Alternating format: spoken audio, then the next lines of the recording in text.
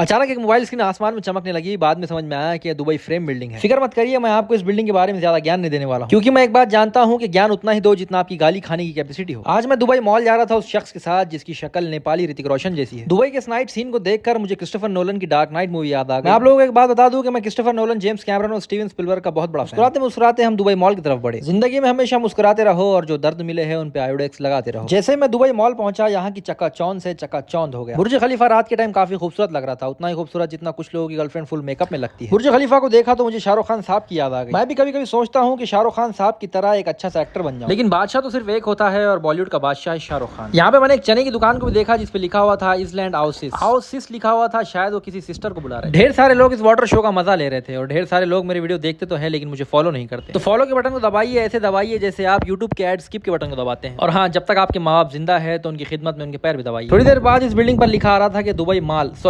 फिर जैपनीज में कुछ लिखा आ रहा था। थोड़ी बहुत जैपनीज मुझे भी आती है, जैसे कि वताशिनो नामाएवा मुशीर देश, जिसका मतलब होता है मेरा नाम मुशीर है। गांव खेड़े की जैपनीज सुना के मैं यहाँ से निकला तो मैंने देखा जो गाड़ियां हमारे आगे चल रही थी वो हमारा पीछा कर रही थी, इसीलिए हमने उन गाड़ियों को ओवरटेक कर लिया। अब हमारी गाड़ी आगे थी और हम उनका पीछा कर रहे थे। खैर, इस तरह से एक दूसरे का पीछा करना एक दूसरे को शोभा नहीं करता। रात के उजाले में हम लोग हमारी होटल की तरफ जा रहे थे। इससे मुझे एक शायरी याद आ गई जिसका इंतजार शायद आप 1 मिनट 24 सेकंड से कर रहे थे। रात भर कर रहा था चांद से तेरे हुस्न की तारीफ, वो रात भर इतना जला कि सुबह सूरज बन गया। और फिर एक बार अगले दिन का सूरज निकला और हम एक नए एडवेंचर के लिए रवाना हो गए। हमारे ड्राइवर साहब सुनहरी गुफा से गुजरते गुजरते हम लोगों को ट्रेडिंग्स के टिप्स देने लगे। अगर आप भी क्रिप्टो करेंसी और फॉरेक्स में ट्रेड करना चाहते हैं तो बायो में दी गई लिंक से रजिस्टर करने पर आपका अकाउंट एक ही दिन में रेडी हो जाएगा, जिसके कोई भी अकाउंट ओपनिंग चार्जेस नहीं लगते, जो कि लाइफ टाइम फ्री। मैं दुबई की बिना पान मसाला और तंबाकू थूकी हुई सड़कों से गुजर रहा था तो मुझे एक क्रूज शिप दिखाई। क्या पता मेरा अगला व्लॉग क्रूज शिप पे हो, इसीलिए इस पेज को फॉलो कर लो ताकि आप भी अगले आने वाले एडवेंचर्स को देख। टाइटैनिक शिप के ठीक सामने दुबई के तेल के अलग अलग टैंक्स रखे हुए थे जिनमें अलग अलग फ्लेवर के तेल भरे हुए थे। मैंने जानता था कि तेल की किस्में भी होती है, जैसे काला खट्टा तेल और जुलाब गामुन तेल। मैं टैक्सी में काफी देर से भटक रहा था, तभी मैंने देखा कि